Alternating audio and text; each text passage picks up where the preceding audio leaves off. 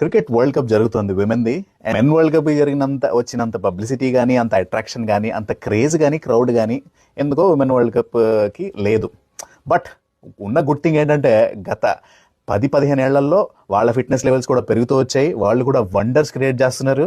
వాళ్ళకు కూడా క్రేజ్ బీభత్సంగా వస్తుంది. మన సెమీఫైనల్ క్రౌడ్ కూడా చాలా డీసెంట్గా వచ్చింది. ఐ థింక్ ఫైనల్కి నవీ ముంబైలో it's going to be a packed ground.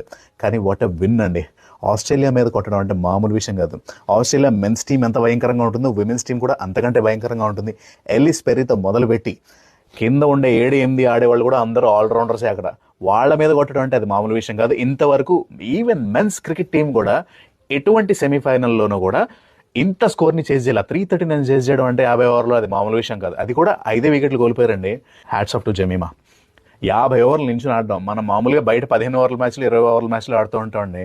ఆ అమ్మాయి 50 ఓవర్లు నించింది. పోస్ట్ మ్యాచ్ ప్రెజెంటేషన్లో తను మాట్లాడుతుంటే నిజంగా నాకు చాలా వావ్ అనిపించింది. ఎందుకంటే ఒక స్టేజ్లో తను చెప్పింది, దేవుడా జస్ట్ నాకు నిలబడ్డానికి ఓపిక ఇవ్వు, నేను ఏదోటి చేసి గెలిపించడానికి ప్రయత్నిస్తాను అని దేవుడిని వేడుకున్నా లిటరలీ అని చెప్పింది.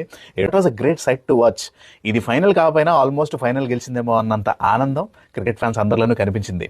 సో గెట్ రెడీ గైస్, ఆస్ట్రేలియాని కొట్టడం అంటే మామూలు విషయం కాదు. So this time we're gonna have a new champion. ఎందుకంటే సౌత్ ఆఫ్రికా కూడా ఎప్పుడూ ఛాంపియన్ కాలేదు. అండ్ మనం 2005 తర్వాత 20 ఏళ్ల తర్వాత ఇప్పుడు ఫస్ట్ టైం ఫైనల్లోకి వచ్చాం. Hope the better team wins అని చాలా మంది చెప్తారు.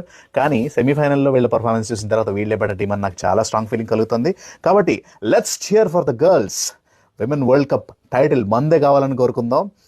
ఏప్రిల్ 1-2 తారీఖులు ఎలాగైతే గుర్తుంటాయో అలాగే నవంబర్ 2వ తారీఖు అంటే రేపు సండే, అటువంటి సండే ఒక మెమరబుల్ సండేగా మారాలని అందరం కోరుకుందాం.